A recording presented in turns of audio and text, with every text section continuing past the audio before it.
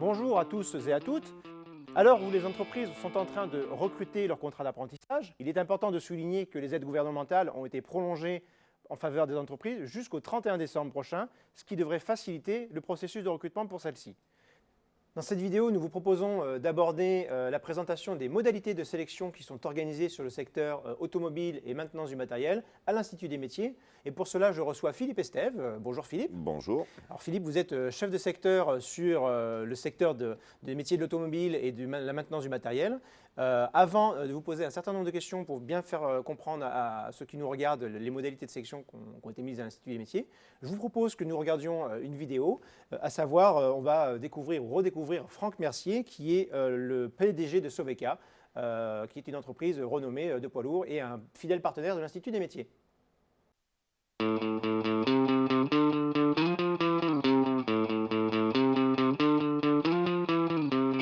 Alors, je m'appelle Franck Mercier, donc je suis dirigeant du groupe Soveca.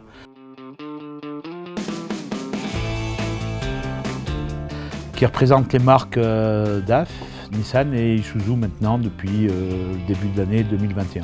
Soveca aujourd'hui est implanté à Gerza sur site depuis maintenant 16 ans. Nous sommes aujourd'hui 80 salariés sur tous les sites, la majorité de mécaniciens.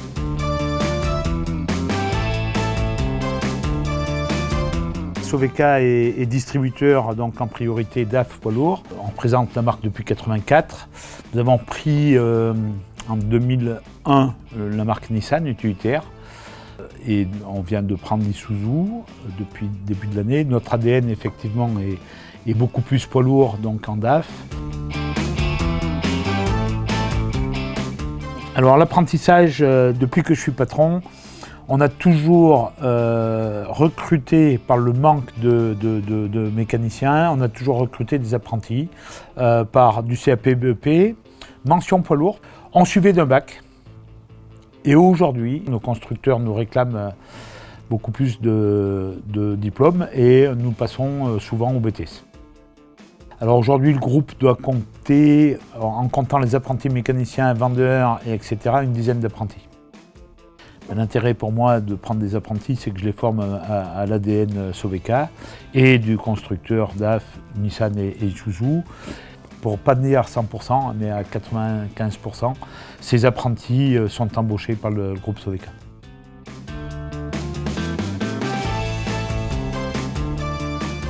Les rapports avec l'Institut du métier sont complètement cordiaux et surtout sont très directs. Déjà par la connaissance des gens qui y travaillent et de nos partenaires, puisque en plus je fais partie du CNPA, avec lequel on travaille beaucoup avec l'Institut du métier et lorsqu'on fait des présentations d'apprentissage, nous les faisons avec la collaboration de l'Institut du métier et on vante aussi des services de l'Institut du métier. Le partenariat est historique aujourd'hui avec Soveca, ça c'est clair. On a même des apprentis qui sont devenus professeurs, donc c'est quand même un gage de qualité aussi. Donc voilà, bon, je pense que c'est le fruit d'une passion aussi qui nous apporte les besoins et la ressource sur l'apprentissage.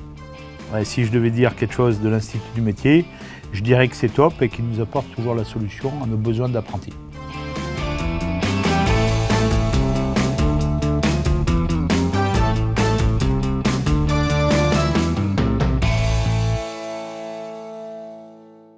Alors Philippe, après cette vidéo, on comprend tout l'intérêt pour l'Institut des métiers d'être, je dirais, un partenaire en termes d'accompagnement sur la sélection des candidats. Est-ce que vous pouvez nous en dire plus sur comment est organisé sur votre secteur les sélections et sur quel diplôme? Alors, nous sélectionnons les candidats sur le bac pro en 2 ans et sur le BTS. Sur le bac pro, on a 3 spécialités.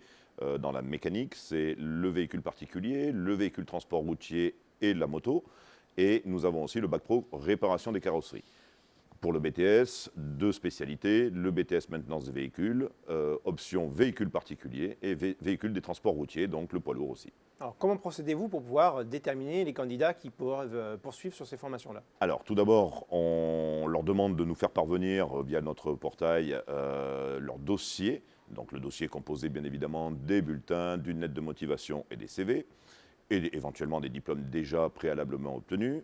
Nous regardons donc l'ensemble des dossiers avec l'équipe des formateurs et ma collègue Muriel Bousquier. Nous convions les jeunes candidats à passer donc des tests de sélection écrits avec plusieurs matières, maths, français évidemment, technologie et l'analyse fonctionnelle.